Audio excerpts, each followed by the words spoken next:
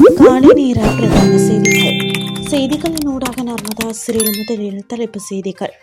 மின்கட்டண திருத்தம் பொது பயன்பாடுகள் ஆணைக்குழுவின் அறிவிப்பு. இனி மாதாந்தம் அல்ல வாராந்தம் மாறும் எரிபொருள் விலை. அரசாங்கத்தின் புதிய அதிரடி திட்டம். கோர்மூஸில் ஈரானிய ஆதரவு கப்பல்களை தாக்கப் போகும் அமெரிக்கா, அதிகரிக்கும் பதற்றம். இனி விரிவான செய்தி. நிலக்கரி பற்றாக்குறையால் ஏற்படும் கூடுதல் செலவுகளை மின்சார கட்டண திருத்தங்களில் சேர்க்க வேண்டாம் என இலங்கை பொது பயன்பாட்டு ஆணைக்குழு ஏகமனதாக தீர்மானித்துள்ளது. மின்சார உற்பத்தி, பரிமாற்றம் மற்றும் விநியோகத்திற்காக ஏற்படும் நியாயமான செலவுகள் மட்டுமே மின்சார கட்டண திருத்த முன்மொழிவுகளில் கருத்தில் கொள்ளப்படுகின்றன என்று இலங்கை பொது பயன்பாட்டு ஆணைக்குழு சுட்டிக்காட்டுகிறது. முந்தைய மின்சார கட்டண திருத்த தீர்மானத்தில் நிலக்கரி பற்றாக்குறையால் ஏற்படும் கூடுதல் செலவுகள் அல்லது பிற நியாயமற்ற செலவுகள் அங்கீகரிக்கப்படவில்லை. எதிர்கால கட்டண திருத்த முன்மொழிவுகளில் நிலக்கரி பற்றாக்குறையால் ஏற்படும் கூடுதல் செலவுகள் அல்லது பிற நியாயமற்ற செலவுகளை சேர்க்க வேண்டாம் என ஆணைக்குழு தீர்மானித்துள்ளது. நிலக்கரி இறக்குமதியில் இலங்கை மின்சார சபைக்கு சமீபத்தில் ஏற்பட்ட நஷ்டங்களே நாட்டில் மின்சார கட்டண உயர்வுக்கு முக்கிய காரணிகளில் ஒன்று என இலங்கையில் உள்ள சர்வதேச நாணய நிதியத்தின் தூதுக்குழுவின் தலைவர் இவான் பாபஜார்ஜியோ தெரிவித்துள்ளார்.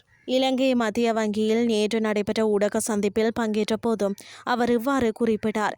மேலும் இலங்கை மின்சார சபையின் நிதி நிலைமைத்தன்மையும் அதன் இருப்பையும் உறுதி செய்வதற்கு கட்டணங்களை திருத்தி அமைப்பது அவசியம் என்றும் அவர் வலியுறுத்தியுள்ளார்.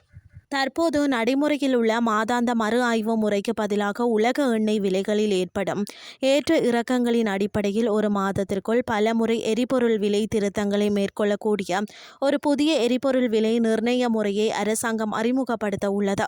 இந்த புதிய முறைக்கு அமைச்சரவை ஒப்புதல் அளித்துள்ளது என்றும் இது மே மாதம் முதல் நடைமுறைக்கு வரும் என்றும் வெளியுறவு அமைச்சர் விஜித கேரத்தை கோடிட்டு ஆங்கில செய்தித்தாள் செய்தி வெளியிட்டுள்ளது. அதன்படி வாராந்த அடிப்படையில் திருத்தங்களை கருத்தில் கொள்ளும் சாத்தியக்கூறுடன் விலைகள் தொடர்ந்து கண்காணிக்கப்படும். ஒரு வாரத்தில் உலக விலைகள் குறைந்தால் இலங்கை அதற்கேற்ப விலைகளை சரி செய்யும்.